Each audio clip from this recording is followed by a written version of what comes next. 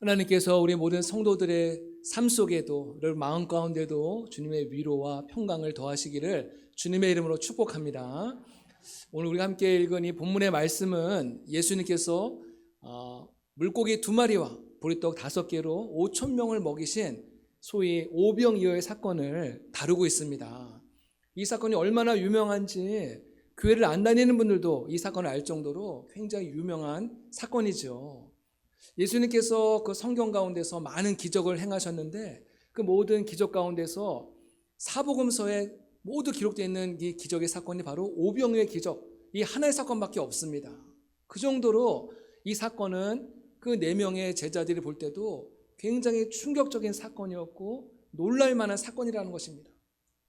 그만큼 예수님의 공생기간 동안에도 굉장히 의미 있고 중요한 사건이라는 것을 우리에게 말씀하고 있습니다. 성경에 보면요, 수많은 기적의 사건들이 많이 있지 않습니까? 우리의 이성과 과학과 우리의 상식으로는 도저히 납득할 수 없는, 설명되어질 수 없는 참 미스테리한 사건들이 굉장히 많은 거예요. 그러니까 많은 사람들이 그걸 잘 믿지 못하고 받아들이지 못하는 경우들이 많이 있는데, 그러다 보니까는 이제 유럽의 이제 많은 신학자들은 이 예수님이 행하신 많은 사건들을 우리가 이해할 수 있고 납득할 수 있는 그런 사건으로 재해석을 한 거예요. 예를 들면 예수님께서 오병이어 사건을 일으킬 때도 예수님의 말씀을 전하실 때 한 소년이 그 말씀에 너무나 감동을 받은 나머지 자신의 도시락을 예수님께 갖다 드리잖아요. 근데 이 모습을 보면서 많은 어른들이 마음에 찔림이 온 거예요. 저 아이도 저렇게 예수님께 자신의 도시락을 드리는데 하면서 자신이 몰래 감추고 있었던 자신의 그 도시락을 다 꺼내서 함께 나누어 먹었다. 그래서 오병이어 사건은 바로 이런 나눔의 사건이다. 이렇게 이제 해석을 했다는 거예요. 그 이야기를 듣고 보니까 다들 좀 수긍이 가고 그 정도면 좀 이해할 만해. 그렇지 않습니까? 여러분 물론 이 나눔의 사건은 참 중요합니다. 우리도 나눠야 돼요. 많은 분들에게, 어려운 분들에게 나누는 건 참 중요하지만은, 하지만 예수님의 이 오병이어의 사건은 나눔의 사건이 아니라 기적의 사건이라는 것을 우리는 반드시 기억해야 될 줄로 믿습니다. 방금 전에 이 사복음서에서 이 오병이어의 사건을 모두 기록했다고 말씀드렸지 않았습니까? 4명의 저자들이 이 사건을 똑같이 다 기록을 한 거예요.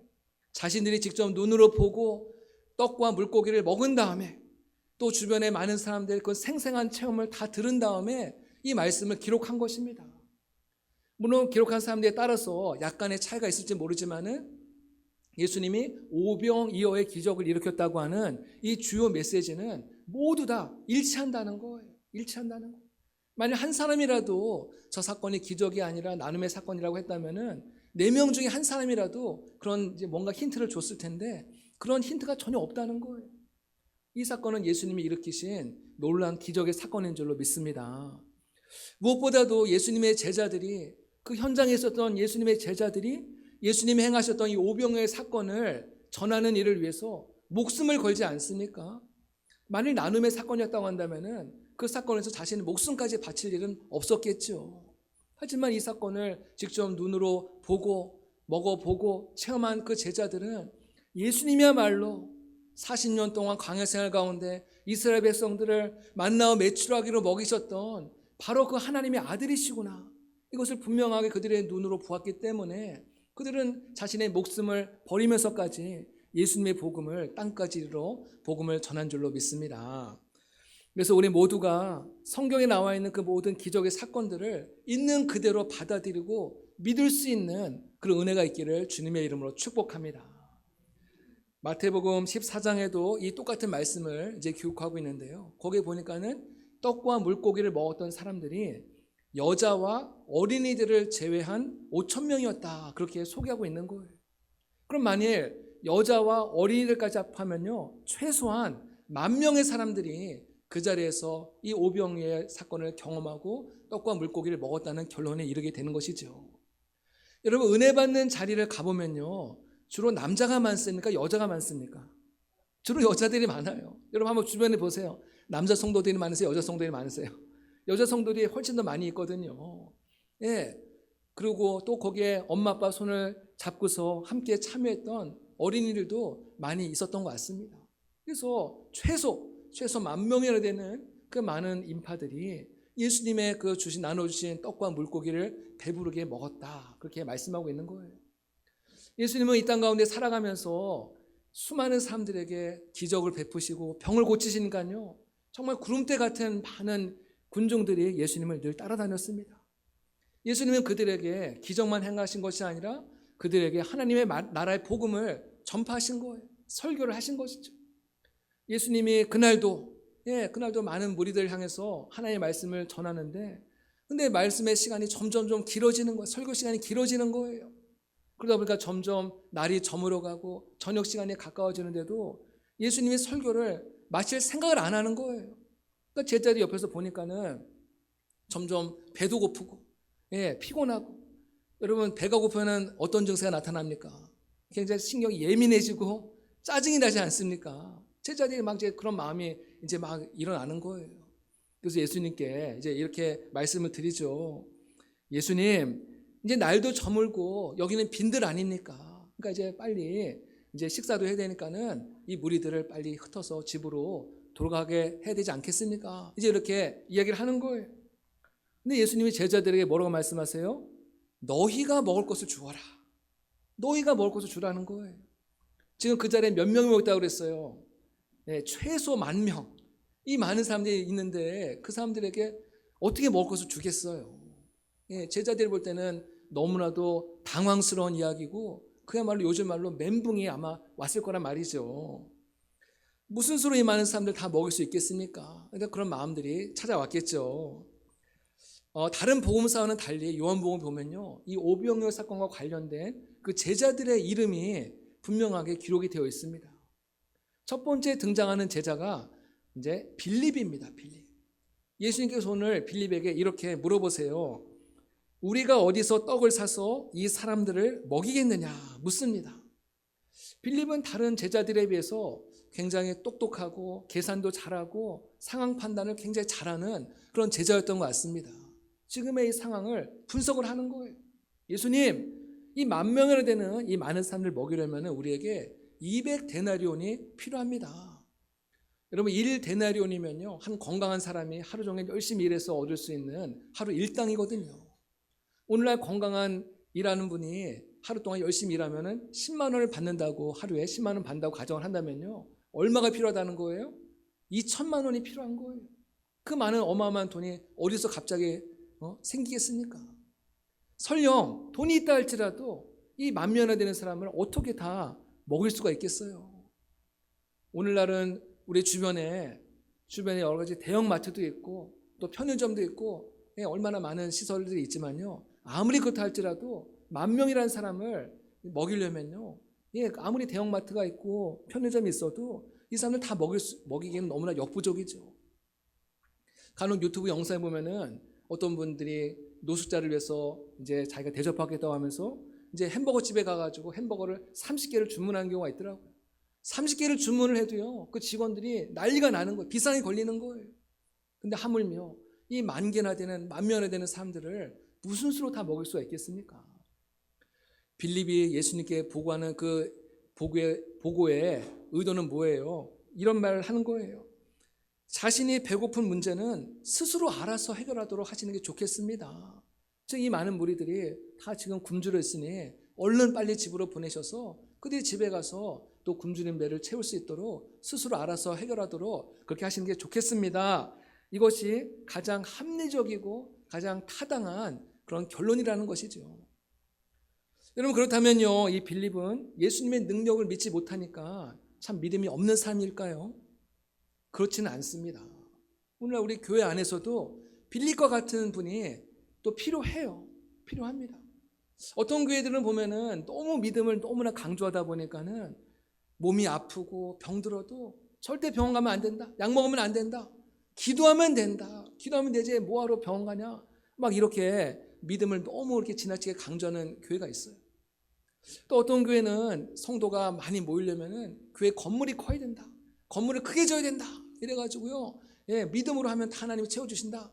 그래서 건물을 막 빚을 얻어가지고 큰 건물을 졌는데 나중에 채워지질 않아가지고 빚은 점점 눈덩이처럼 불어가고 결국은 감당할 수가 없어가지고 그 건물을, 교회 건물을 이제 매물로 내놓는 참 안타까운 일들이 가끔씩 일어납니다. 때로 교회 안에도 빌릴 것 같이 모든 상황을 정확하게 분석하고 파악하고 모든 성도를 예측 가능하도록 이끌어갈 수 있는 그런 분들이 반드시 필요하다는 거예요. 빌립은 현재 상황을 정확하게 분석을 해서 예수님께 이제 보고를 하지만 해결책을 제시할 수는 없었습니다. 그런데 오늘 말씀이 보니까요, 예수님이 빌립을 향해서 빌립을 시험하고자 말씀하셨다라고 그렇게 말씀하고 있습니다. 시험하고자. 근데 우리가 여기서 오해하면 안 될 것이 예수님이 그 빌립의 믿음이 너는 왜 빌립이 너의 믿음이 이렇게 형편없느냐 이거밖에 안 되느냐 하면서 빌립을 망신을 주고 비난을 하고 또 부끄러움을 주기 위해서 시험했다는 것이 아니에요. 그렇게 오해하면 안 되는 것입니다. 예수님께서 빌립을 시험하신 목적은 빌립의 그 믿음을 한 차원 더 높은 단계의 믿음으로 이끌어 올리기 위해서 빌립을 시험했다는 거예요.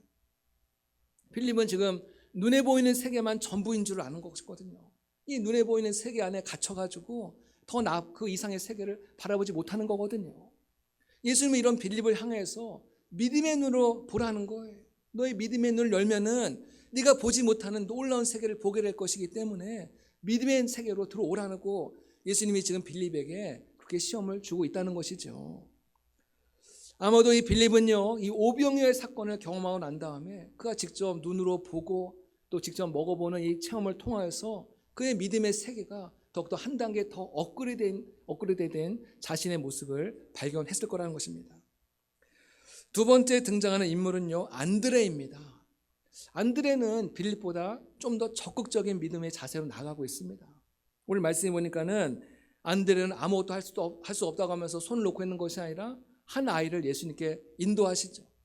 그 아이의 손에는 이 오병이어가 들려져 있는 거예요. 이 작은 도시락이 들려져 있는 거예요. 아마 이런 안드레의 모습을 보면서 다른 사람들은, 다른 제자들은 안드레를 이해하지 못했을 거예요. 저 아이 도시락에 무슨 대단한 일을 할 수 있다고, 지금 저 안드레의 머릿속엔 도대체 무슨 생각이 있길래 저 아이를 예수님께 데려왔을까 하면서 안드레를 굉장히 엉뚱한 사람으로 취급해 버렸을지도 모르겠습니다. 여러분, 근데 이 안드레에게는요, 굉장히 좋은 은사가 하나 있습니다. 그 은사가 무엇이냐면요, 사람을 예수님께로 데려오는 은사가 있다는 거예요. 요한복음 1장에 보면은 안드레가 먼저 예수님의 제자가 된 다음에 자신의 형인 베드로를 예수님께 데려오는 거예요. 내가 메시아를 만났다, 형도 꼭 예수님을 만나 하면서 이 베드로를 예수님께 데려오는 사건이 있거든요. 처음에 제자가 된 사람은 안드레인데 나중에 누가 더 유명해졌습니까? 베드로가 더 유명해진 거예요. 사람들이 베드로의 이름을 기억하는 사람은 많아도 안드레를 기억하는 사람은 별로 많지 않습니까? 안드레는 그럼에도 불구하고 너무나 기뻤을 거예요. 내가 형을 예수님께 인도했는데 형이 더 은혜 받고 더 위대한 사명을 감당하니까요, 얼마나 그 마음에 보람이 있고 얼마나 뿌듯했겠습니까? 굉장히 기뻐했을 거란 겁니다.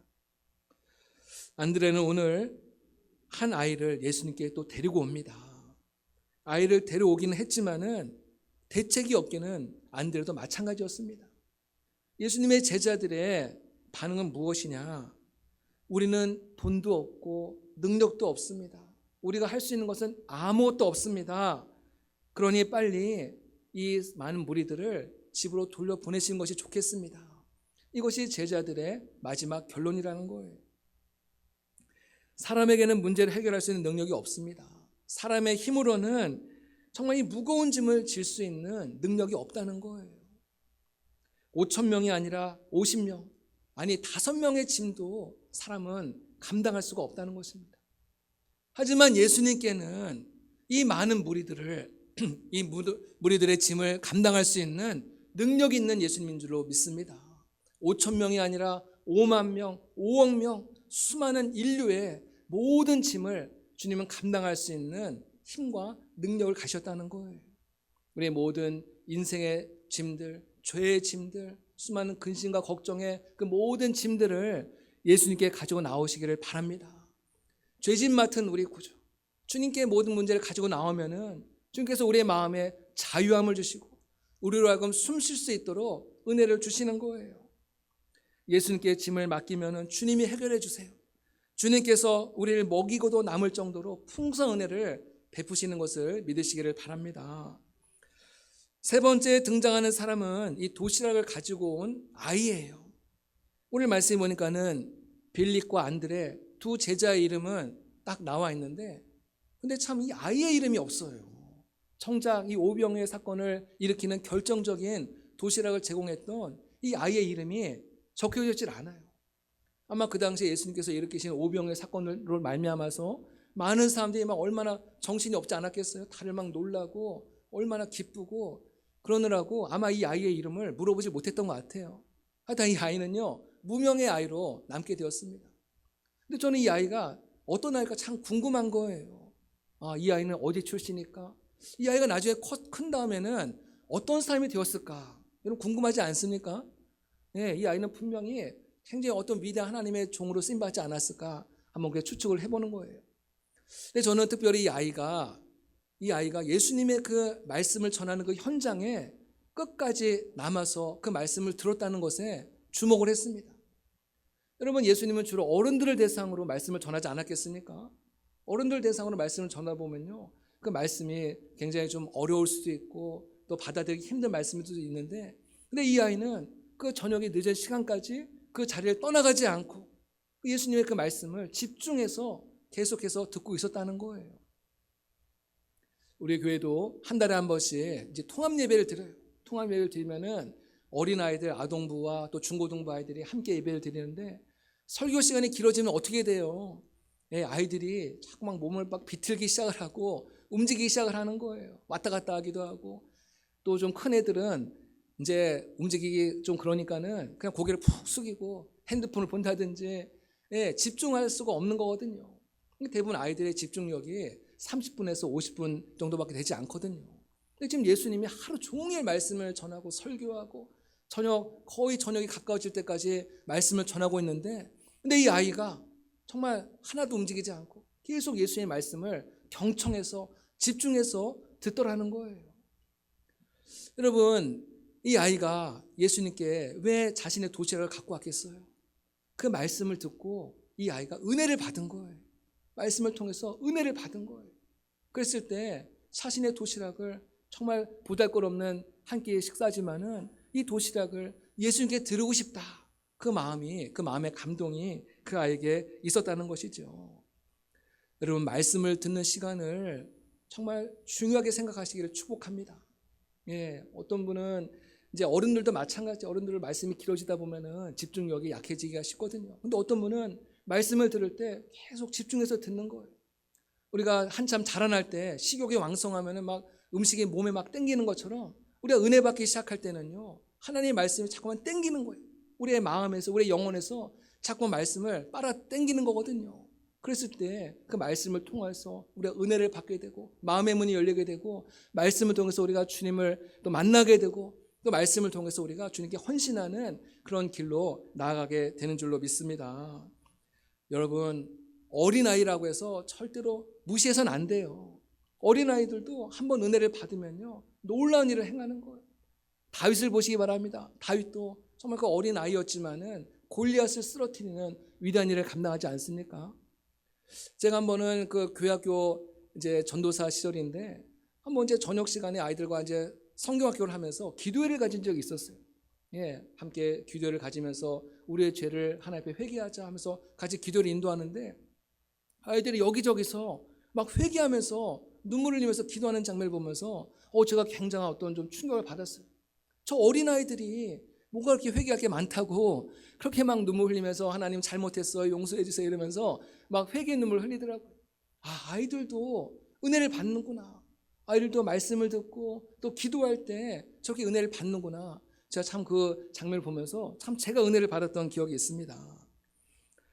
오늘 말씀에 등장하는 이 아이가 예수님께 물고기 2마리와 또 보리떡 5개를 가지고 나오죠.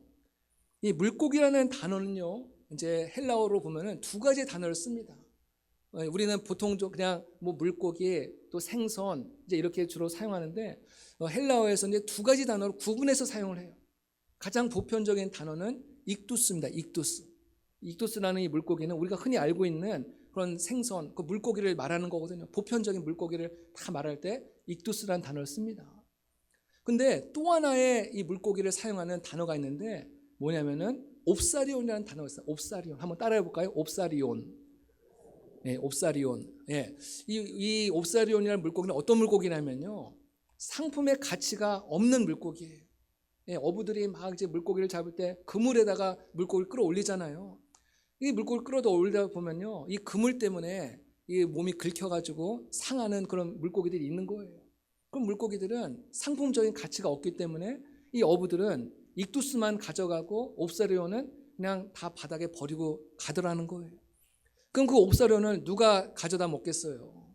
형편이 어려운 사람들, 가난한 사람들, 먹을 것이 없는 사람들이 이 옵사리온을 다 집에다 가져가다가 소금에 절여가지고 반찬으로 먹었다는 거예요. 근데 오늘 이 아이가 예수님께 가지고 온 물고기는 어떤 물고기냐? 바로 옵사리온이었다는 거예요. 그만큼 이 아이의 형편이 가정이 참 어렵고 가난하고 그런 가정의 아이였다는 것을 우리가 말씀하고 있는 것이거든요. 여러분 그러니까요. 도시락으로 가져온 이 물고기라고 해봐야 옵사리온이기 때문에 그 물고기 형태도 제대로 남아있지 않는 다 부서지고 망가진 그런 형편없는 물고기를 예수님께 지금 가지고 왔다는 거예요. 정말 예수님께 드리기에도 참 너무나도 민망스럽고 초라한 물고기지만은 이 아이는 이 옵사리온을 예수님께 가지고 온 것이죠. 그 옵사리온을 받아든 예수님의 마음이 어땠을까요? 예수님께서 이 아이에게 너 이게 뭐냐? 왜 이런 걸 가져왔느냐? 이러면서 이 아이를 막 꾸짖고 부끄럽게 했습니까? 아니죠. 옵사리온을 보는 예수님의 마음은 너는 뭉클했을 거예요. 이 아이가 이 옵사리온을 가져와서 나에게 바쳤구나. 얼마나 마음에 뭉클해지고 얼마나 기뻤겠습니까? 예수님은 그 옵사리온을 통해서 정말 이 세상 가운데 가장 놀라운 기적의 사건, 오병의 사건을 일으키신 줄로 믿습니다. 때로 우리의 인생도 옵사리온처럼 세상살이라고 하는 이 그물에 긁히고 또 상처 입은 모습으로 살아갈 때가 많이 있습니다. 우리 인생이 망가지고 깨어지고 무가치해 보이고 정말 어느 누구에게도 쓸모없는 인생처럼 느껴질 때가 있다는 거예요.